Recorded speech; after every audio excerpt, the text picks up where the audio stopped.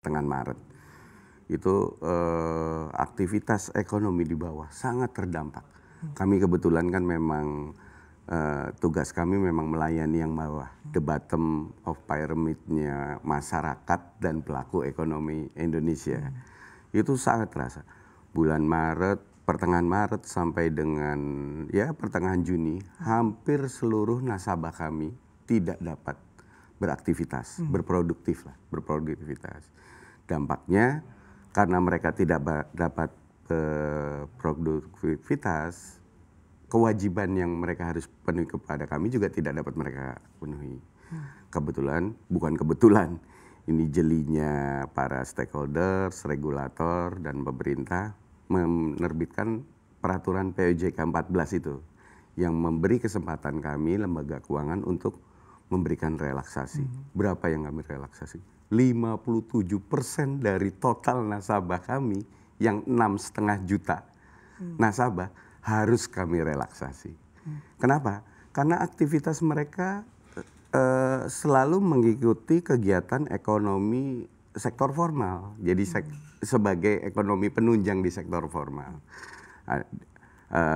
Yang sekitar pabrik mereka buka warung-warung makan kecil, yang sekitar kantor ya mereka juga berjualan makanan, hal-hal yang apa selalu ikut, yang apa di lokawisata, mereka berjualan di lokawisata, yang semua ditutup saat pandemi PSBB, mereka juga berhenti. Baik, ini angka yang cukup signifikan Pak Arief ya, 57% sendiri dari total nasabah semuanya direlaksasi. Tidakkah nanti akan menciptakan semacam beban tersendiri, dan bagaimana PNM bisa mengantisipasinya? Karena tujuannya sangat mulia sebenarnya, Anda ingin memperhatikan aktivitas ekonomi di bawah. Saat itu ya, jadi bulan April Mei secara jujur bisa kami sampaikan bahwa kinerja keuangan kami sangat terdampak.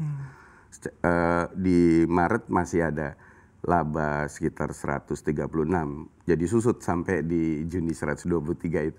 Itu April Mei kami rugi. Tapi buat kami saat itu yang tidak boleh kami berhenti adalah tetap membangun semangat para nasabah kami. Karena pemerintah dan seluruh stakeholder juga berharap mereka yang terdampak, mereka yang akan memberi dorongan pada pertumbuhan ekonomi. Gitu. Ya sesuai tadi Bu Menkyu harapkan, ekonomi bawah ini yang diharapkan bisa bergerak. Jadi selama 2 bulan itu, selama PSBB, kami hanya bisa melakukan memberi spirit pada mereka untuk tetap semangat dan mencari solusi yang tadi ya jualan di lokawisata harus mulai beralih ke rumahnya atau mencari jenis-jenis usaha lain yang bisa melakukan. Kenapa itu kami harus dorong? Karena mereka ini kan lebih banyak masyarakat yang tidak memiliki tabungan. Kalau mereka tidak produktif, ya tidak makan.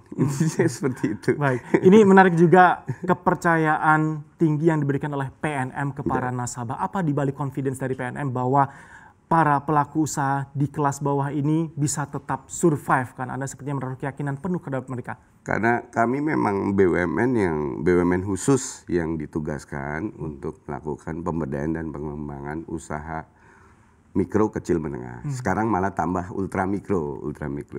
Jadi selain sebagai perseroan yang harus tetap profit, dan kami juga emiten, ya kami terbitkan MTN, obligasi dan sebagainya, harus profesional.